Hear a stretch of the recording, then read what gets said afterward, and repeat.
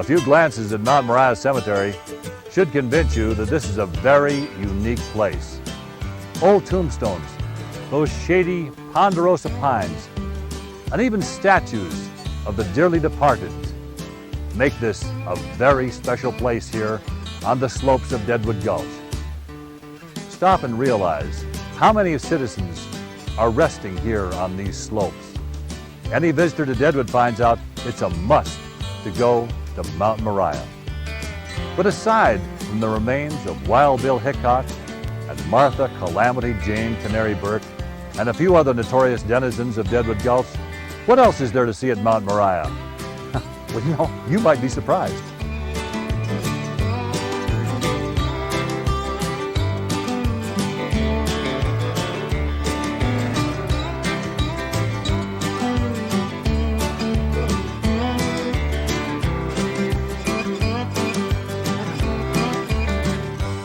With a little imagination and a short history lesson, Mt Moriah can tell the story of Deadwood as well or better than the buildings and historic sites in the gulch below. Many of the people who built Deadwood and followed the historic city through its turbulent first century are buried in Mt Moriah. Their story is the story of Deadwood. Deadwood became the best-known mining camp in the Black Hills, but it wasn't the first. Rumors of gold in the Black Hills existed for decades before the gold rush. The first gold camps at Custer and nearby had plenty of optimistic miners, but not much gold was found. The coming of winter of 1875-76 and isolation from the southern and central hills gold camps delayed the Deadwood gold rush until the spring of 1876. But with the melting snow of spring came the gold rush. Deadwood Gulch was filled with stores, saloons, hotels, law offices, and everything else needed to support business or pleasure for the miners. Like most frontier communities, Deadwood had its share of shady characters and violence. There were shootings, lynchings, and plenty of bad men and women. But the violence and crime of the gold rush era have been exaggerated. Some of the history of Deadwood has been written with the idea that the truth should never get in the way of a good story. The good and bad citizens of Deadwood did share one characteristic. Eventually, they'd all die, and Deadwood soon needed a cemetery. Mt Moriah is not the original Deadwood Cemetery. The original cemetery was in what is now the Ingleside neighborhood. It was near the road leading down the hill from the present Mt Moriah Cemetery. People buried during 1876 rested first in this cemetery and were later moved to Mt Moriah. By this time, Deadwood had become a series of a half a dozen mining camps, each with its own name scattered up and down the gulch. The cemetery blocked further expansion. The town was growing. The solution was to move the cemetery. Camps surrounding Deadwood also needed grave sites, so the new cemetery was regarded as Lawrence County Cemetery during its early years. The new cemetery was laid out in a plateau above the valley floor and below the white rocks which towered above Deadwood. The actual date of the founding of Mt Moriah is uncertain. Some histories of Deadwood mention 1877. The cemetery secretary's report begins in 1878. The name Mt Moriah was probably chosen by the Masons, including Colonel W.J. Thornby, who helped to lay out the cemetery. Mt Moriah is mentioned in the book of Genesis in the Bible, and a passage in Masonic ritual refers to Mt Moriah. Streets in the cemetery bear names such as Jachin, Boaz, Darius, names prominent in Masonic rituals. By 1879, many of the people in the old cemetery were being transferred up the hill to Mt Moriah. Some of them, including Wild Bill Hickok, were buried and reburied with considerable ceremony. Among the graves in Mt Moriah are many of the men and women who were part of pioneer Deadwood in the years before the 1879 fire ended the gold rush era. Their life histories tell a fascinating story of the people who came to the Gulch, what they hoped to find here, and what they did find here before their bodies were carried up the steep slope to Mt Moriah. Of course, there were the Wild Bills and the Calamity Janes.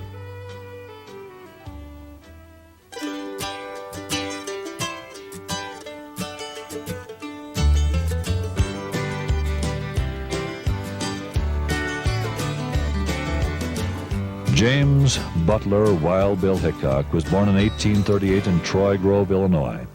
Hickok drifted west. He worked at stage stations on the Overland Trail, scouted for the Union Army during the Civil War, and served for a time as the marshal of the original Kansas cattle town, Abilene. Newspapermen and Western writers had dubbed Hickok Wild Bill and had written a number of vastly exaggerated stories about him. He had traveled briefly with Buffalo Bill Cody's Wild West show. By the time Hickok headed for Deadwood to join the gold rush in June 1876, he was a living legend. The truth was much less than the legend. Wild Bill had recently married. His eyesight was failing and he was in financial difficulty. His stage career with Buffalo Bill Cody had failed. The cowtowns didn't need gunslinging marshals. Gambling in the mining camps might bring in a few dollars. Gambling was what Hickok was doing when Jack McCall shot him in Saloon Number 10 on August the 2nd of 1876. Wild Bill had spent a month in Deadwood. Virtually his only contribution to Deadwood was to die here. He was buried in the original cemetery at Ingleside. Mt Moriah Cemetery stands as living proof that the dead Wild Bill was more valuable to Deadwood than a live one. Wild Bill's reburial on Mt Moriah in 1879 was accompanied with great ceremony. Old friends Colorado Charlie and Steve Utter returned to assist. By the 1890s, Wild Bill's grave was a major Deadwood attraction. The wooden headboard on his grave was hacked to pieces by souvenir hunters. Surrounded by an iron fence, a bust of Wild Bill on a stone pedestal replaced it. This was also soon vandalized. Almost everyone, it seemed, wanted a piece of Wild Bill. The inscription on the base added to the Wild Bill mystique. It included the passage, "Custer was lonely without him." In 1902, a life-size sandstone statue was completed by a sculptor named Reardon. Higher fences and wire made no difference. By the end of World War II, it had been thoroughly vandalized, and it was retired to the Adams Museum. Today, Wild Bill has to be content with this crypt and a simpler granite slab. Mt Moriah's caretaker has given up on statues. For Deadwood, the story of Wild Bill dead has been longer and more interesting than the story of Wild Bill alive. Wild Bill has to share honors as the most notorious resident of Mt Moriah with this lady, Martha Jane, Calamity Jane Canary Burke.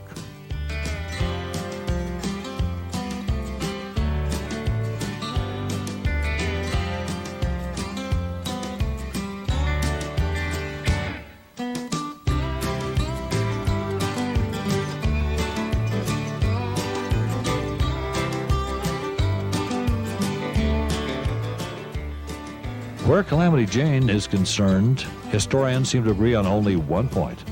Jane was no lady. As far as the facts are concerned, Calamity Jane's life is a mass of confusion. She was born about 1850, but various accounts of Jane's life list at least 4 different birthplaces.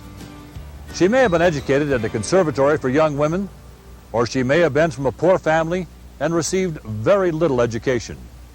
We do know that she was in Deadwood in the summer of 1876 and that she died in Terry, a mining camp in the hills above Lead, on the first day of August of 1903. She may have been married to a man by the name of Burke, but she was never married to Wild Bill Hickok. Some of the Black Hills pioneers remember that Jane nursed the sick during a smallpox epidemic in Deadwood in 1878. But Jane's contribution to Deadwood and the Black Hills were limited at best. She was a prostitute during the gold rush and an alcoholic. She spent most of the latter years of her life drunk and drifting from one Black Hills town to another. Jane was loud and vulgar, but as the frontier years faded into the past, people in the Black Hills could never decide whether to be amused at her antics or embarrassed for her. Sometimes there were a little of both. Legend has it that she asked to be buried next to Wild Bill as a dying wish. People who remember Hickok claim that Wild Bill will be outraged at the thought of lying next to a soiled dove like Jane. Well, like it or not, Wild Bill was destined to share his piece of Mt Moriah with Martha Jane. A movie supposedly based on Jane's life and starring Doris Day was filmed in the early 1950s. Although there were gala premieres in Black Hills theaters, old-timers of the Gold Rush never would have recognized Doris as Jane. Whether she deserves it or not, Jane continues to claim her place in Deadwood's historic past.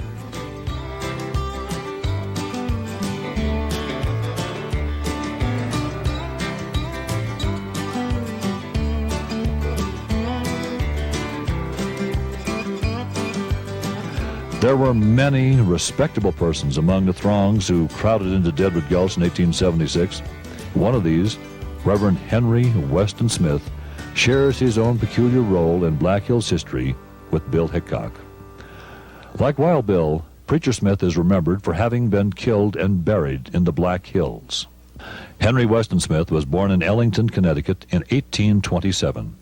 Smith fought in a Massachusetts infantry regiment in the Civil War and studied medicine after the war. A devout Methodist, Smith was licensed as an exhorter or itinerant preacher. He left his family in Louisville, Kentucky to bring the gospel to the Black Hills mines in the spring of 1876.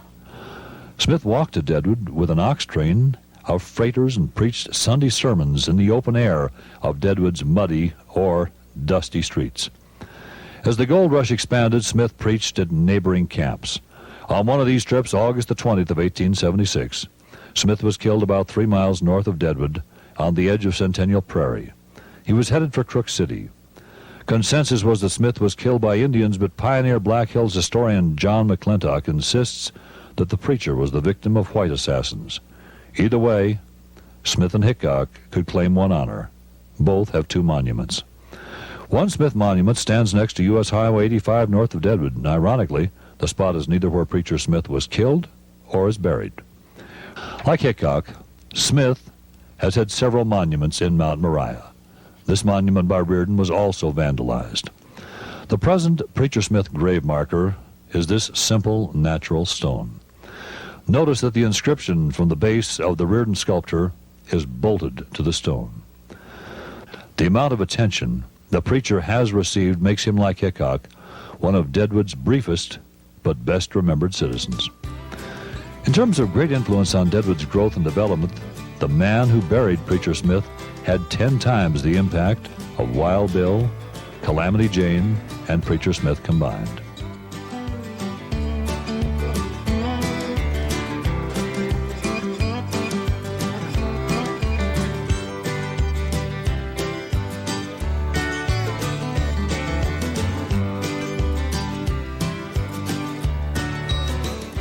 Seth Bullock, popularly remembered as Deadwood's first sheriff, was here from the time he arrived in 1876 until he died in 1919, the golden era of Deadwood. He fled a domineering and rigid father in Canada to go to the Montana gold fields, where he learned the ways of the miner and the lawman. When the Black Hills rush began, Seth Bullock joined a number of his fellow Montanans in the journey to the new bonanza. He was convinced that there was more money in serving miners than panning for gold. With his partner Saul Starr, Bullock arrived in Deadwood in the summer of 1876, prepared to enter the hardware business. Since he had served as sheriff of Lewis and Clark County in the Montana Territory, Bullock was appointed Lawrence County's first sheriff when the county was organized. As a member of a committee on sanitation appointed to clean up Deadwood Gulch in the summer of 1876, Bullock accepted the task of overseeing the burial of Preacher Smith, whom he didn't know personally, and writing to Smith's family in Kentucky. The firm of Starr and Bullock did well, and soon Seth's investments included a hotel, a ranch, and several mining ventures. He volunteered to serve in the Spanish-American War. By that time, Bullock included among friends future President Theodore Roosevelt. The two had met during one of Roosevelt's trips to his cattle ranch in the North Dakota Badlands, and they became fast friends. Years later, when Roosevelt was president, he sent his sons to Deadwood to stay with Seth and hunt and fish in the Black Hills. Bullock's friendship with Roosevelt lasted to the end of their lives. Roosevelt once called Bullock my ideal, typical American. After Teddy's death in January 1919, a saddened Bullock, in poor health himself, worked to build Teddy's monument on a Black Hills peak named Mount Roosevelt, and Seth lived just long enough to dedicate it. Deadwood's pioneer, businessman, lawman, innkeeper, mining promoter, soldier, and politician died in the fall of 1919. Seth rests on a plot just up the hill above Mt Moriah, offering him a view of Mount Roosevelt. As a man of many talents and interests, Bullock enjoyed a busy career and a life similar to a number of other early Deadwood leaders. Many of these people are buried in Mt Moriah. Their stories are in many ways more exciting and interesting than those of Wild Bill Hickok and Calamity Jane.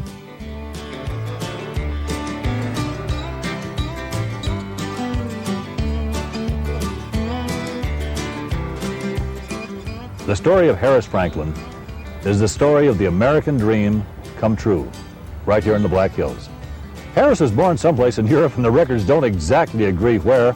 He came to this country as a boy, and he moved around to a lot of places before he finally came here as part of the Black Hills Gold Rush. As was the custom of many Jewish immigrants at that time, Franklin changed his name from Finkelstein to Franklin. Actually, his first business venture here was in the wholesale liquor business. A born gambler and a man who was willing to work hard, Harris Franklin decided during that terrible winter of 1886 and 1887 he would gamble on buying up a number of herds of cattle sight unseen, feeling that surely some of them would survive the winter. When the spring roundups came, that big gamble paid off. Harris Franklin had one of the largest cattle herds in the Dakotas, in Wyoming or Montana. Franklin, Seth Bullock, and a number of other Deadwood investors gambled that they could create a new mining frontier in the northern hills. By the late 1880s, there were large gold deposits in the Black Hills that could not be developed with existing mining techniques. Confident that they could solve this problem, a circle of Deadwood businessmen organized the Golden Reward Mining Company and lured recognized mining experts to Deadwood. Eventually, the Golden Reward was a great success. Stone footings of the great Golden Reward smelter still stand at the north edge of Deadwood. From 1880 to 1918, Golden Reward produced $25 million in gold, with several million in silver as a byproduct. Like many of his Deadwood contemporaries, Harris Franklin was not afraid to jump from one enterprise to another. The Franklin Hotel remains as his greatest monument in Deadwood. As one of the principal investors, Franklin could point with pride to his namesake. When it opened in June 1903, the Franklin boasted 80 rooms, half with baths, electric lights, steam heat, and 2 private parlors for ladies. Almost a century later, the Franklin still stands as one of the proudest pieces of old Deadwood.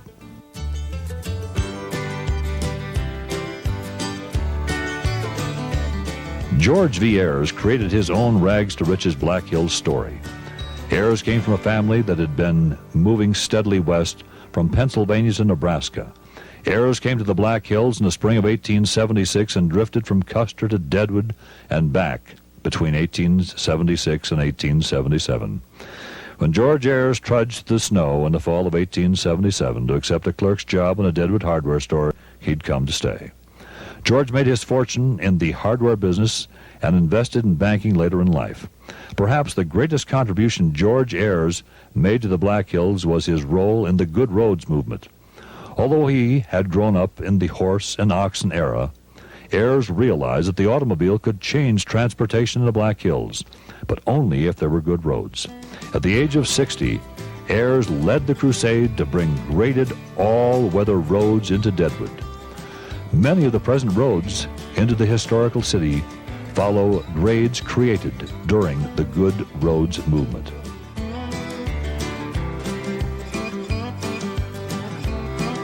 John Hunter's story parallels that of George Ayres. Willing to work hard and take risks, Hunter brought one of the first sawmills to the hills by wagon train from Bismarck in 1877. Hunter was operating and had built a good business when his great opportunity came, the Deadwood Fire of 1879. The disaster was a bonanza for Hunter. Running his mill 24 hours a day, he provided much of the lumber to rebuild Deadwood.